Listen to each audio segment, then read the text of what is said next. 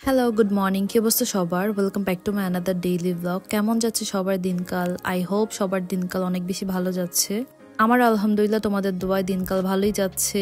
সকালে ঘুম থেকে উঠে যদি ম্যাজিক করে বেডটাকে এরকম সুন্দর করে ক্লিন করে ফেলতে পারতাম তাহলে কতই না ভালো হতো বলো তো।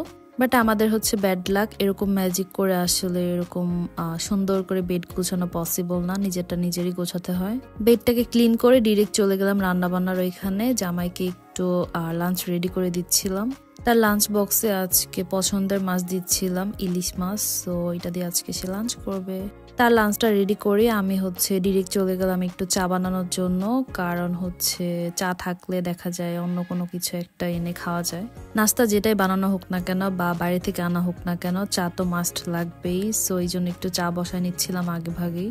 আমার তো বাইরে থেকে পরোটা আনলেও আমি চা দিয়ে খেয়ে থাকি, বা হচ্ছে বাসায় বানাইলেও আমি চা দিয়ে পরোটা দিয়ে খেয়ে থাকি। মাঝে ভাবছিলাম যে চা হচ্ছে একদম খাওয়া ছেড়ে দেব, বাট যতই ছাড়তে চায় না কেন খাওয়াই লাগে আলটিমেটলি। চাটা অ্যাকচুয়ালি বাদ দিতে আর পারতেছি না। চা বসিয়ে দিচ্ছিলাম, আর বাসায় আজকে আর নাস্তা বানানো হবে না, এই জন্য ভাবলাম এগুলো একটু ক্লিন করে ফেলি। চা হতে হতে এগুলা ক্লিন করা হয়ে যাবে। আর আমি ট্রাই করি সাথে সাথে সবকিছু একটু ক্লিন করে রাখার জন্য, বাট মাঝে মাঝে একদম ইচ্ছে হয় না। থালা বাসনগুলো ক্লিন করা হয়ে গেলে আমি কিচেনটাকেও হালকা করে একটু ক্লিন করে নিচ্ছিলাম। যদিও আম্মু আবার এগুলাকে রিক্লিন করবে, বাট আমি একটু হালকা করে একটু ক্লিন করে নিচ্ছিলাম। আর এই কাজগুলো করতে করতে দেখলাম যে আমার চাটা হয়ে গেছে। তো সবাইকে সার্ভ করে একসাথে নাস্তা খেয়ে নিচ্ছিলাম। এরপর আর কোনো ক্লিপস নিতে পারি নাই, কারণ অনেক বেশি তাড়াহুড়ো লেগে যায় সকালে। এরপর আবার একটু কাজ করতেছিলাম, আম্মু আর আমি মিলে এগুলাকে একটু বেছে রাখতেছিলাম যাতে পরে রান্না করার সময় অনেকটা ইজি হয়। আর আজকে আমি একটা ফালতু এক্সপেরিমেন্ট করতেছিলাম ফেসবুকে। আজকে যখন রিলস দেখতেছিলাম, একটা রিলসে হঠাৎ চোখে পড়লো যে 10 মিনিটের মধ্যে একটা মিষ্টি বানায়, আর এটা খেতে নাকি খুবই মজা। তো আমার ইচ্ছে করলো একটু মিষ্টি বানানোর জন্য।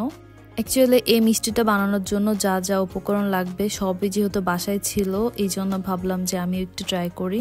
মানে আমি রিলসটা দেখার পর 5 মিনিটের জন্য ভাবি নাই যে এটা বানাবো না, আমি ডিরেক্ট একদম কিচেনে চলে যাই আর হচ্ছে গিয়ে বানানো স্টার্ট করে দিই। যেহেতু এটা প্রপারলি আমার হয় নাই, সো এই জন্য রেসিপি ওইভাবে ডিরেকশন বলতেছি না যে কিভাবে কি করতে হয়। আমি অ্যাকচুয়ালি যেহেতু ফার্স্ট টাইম ট্রাই করেছিলাম, তো কোয়ান্টিটি ওইভাবে বুঝি নাই। আই থিঙ্ক যে কোয়ান্টিটি যদি একটু ঠিক থাকতো তাহলে মিষ্টিটা খেতে আরো বেশি মজা হইতো।